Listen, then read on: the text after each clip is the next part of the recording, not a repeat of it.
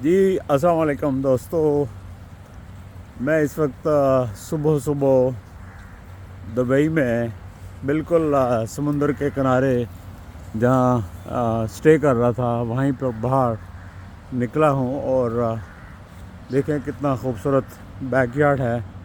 और अब आपको जो है वो नज़र आएगा सामने समुंदर भी, ये समुंदर नज़र आ रहा है। ये देख लें कि मेरे पीछे देखें आप और मेरे आगे आप देखें कि कितना खूबसूरत व्यू और सीनरी है। सूरज निकल रहा है, लोग बाहर निकल के वॉक कर रहे हैं, एंजॉय कर रहे हैं।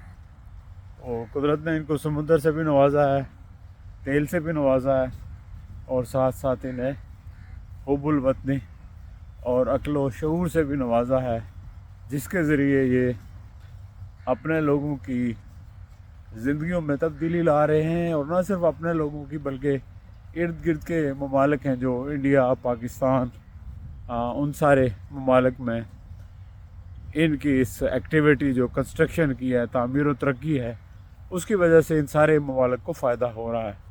तो बिलाशुबा यही पोटेंशियल हमारे यहाँ भी मौजूद है, लेकिन हमारे यहाँ जो जिस चीज़ की कमी है वो एक एहसास है, एक जो विल है उसकी कमी है।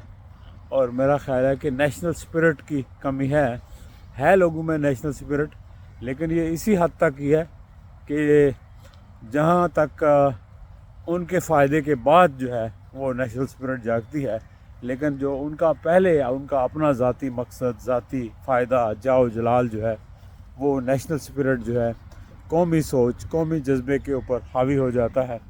और यही वजह है कि जो भी फ़ैसले होते हैं वो फ़ैसले अनापरस्ती की बुनियाद पर होते हैं, अपने मफादात की बुनियाद पर होते हैं, या अपने ज़ात के मफादात, या अपने इंस्टीट्यूशन के मफादात, या अपने ग्रोह के मफादात, या अपने ग्रुप के मफादात, या अपनी पार्टी के मफादात की बुनियाद पर होते हैं।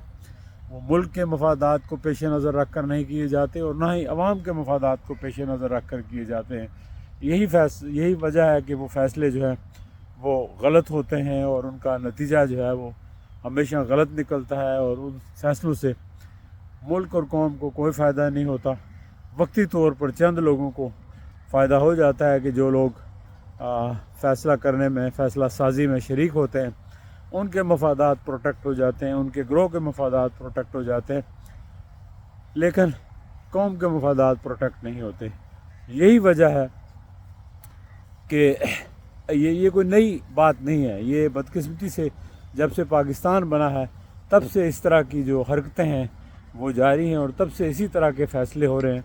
ये मैं किसी एक अदारे की या किसी एक शख्सियत की बात नहीं करता, बल्कि आप देख लें कि कलेक्टिवली, यानी इज्तमाही तौर पर आप देख लें कि जो भी फ़ैसले होते रहे शुरू से लेकर आज तक, तो कितने गलत फ़ैसले हुए। हमने कई बार जो है कश्मीर को आज़ाद होने से होते होते जो है वो रह गया कि ऐसे मौक़े आए कि कश्मीर को आज़ाद करवाया जा सकता था, नहीं करवाया गया। इसको या तो अपने इनकॉम्पिटेंसी की वजह से, अपने मफादात की वजह से, या एक हिकमत अमली की वजह से कि चलें ऐसा ही रहे तो अच्छा है।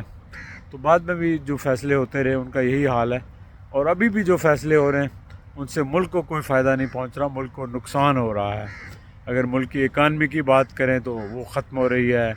मुल्क की आप जो है सोशल फैब्रिक की बात करें, अखलाकियात की बात करें, और किसी भी चीज़ की बात करें, हर लिहाज से मुल्क जो है वो तनज़्ज़ुली की तरफ है, रिग्रेशन की तरफ जा रहा है। जबकि बाकी दुनिया कहाँ से कहाँ पहुँच गई। जहाँ देखें, मैं दुबई में हूँ, तो ये 2-3 डेकेड्स पहले ये एक वीरान जगह होती थी और अब कहाँ पहुँच गई। लेकिन इन्होंने अपने रिसोर्सेज़ को इस्तेमाल किया। हमारे पास तो इससे ज़्यादा रिसोर्सेज थे। पाकिस्तान तो ज़्यादा खुशहाल था। पाकिस्तान के पास दरिया अपने, पाकिस्तान के पास गल्ला अपना, और पाकिस्तान के पास लोग जो है बड़े वाइब्रेंट किस्म के मेहनती लोग। लेकिन अनफॉर्चुनेटली हमें कोई लीडर नहीं मिला। अगर कोई मिला तो उस लीडर बेचारे को जो है ना वो या तो किसी को तख्तादार पर चढ़ा दिया गया, या किसी को सरे आम जो है गोलियों का निशाना बना के उसकी ज़िंदगी ले ली गई। और अनफॉर्चुनेटली ये एक ऐसा विशियस साइकिल चल रहा है।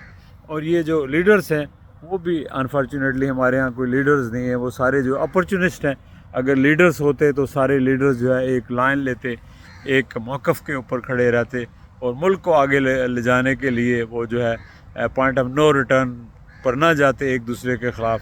جب کسی کو موقع ملتا ہے تو وہ دوسرے کو بالکل زمین میں گاڑنے کی کوشش کرتا ہے، اور جو اوپر آتا ہے تو وہ اس کو زمین میں گاڑنے کی کوشش کرتا ہے، جب وہ نیچے والا اوپر آتا ہے تو وہ اس کو زمین میں گاڑنے کی کوشش کرتا ہے۔ تو یہ ایک وشش سرکل جو ہے وہ جاری ہے لیڈرز کا بھی، اور باقی جو اسٹیبلشمنٹ ہے اور باقی لوگ ہیں ان سب کا جو کریکٹر ہے، جو کردار ہے وہ قوم کے سامنے ہے۔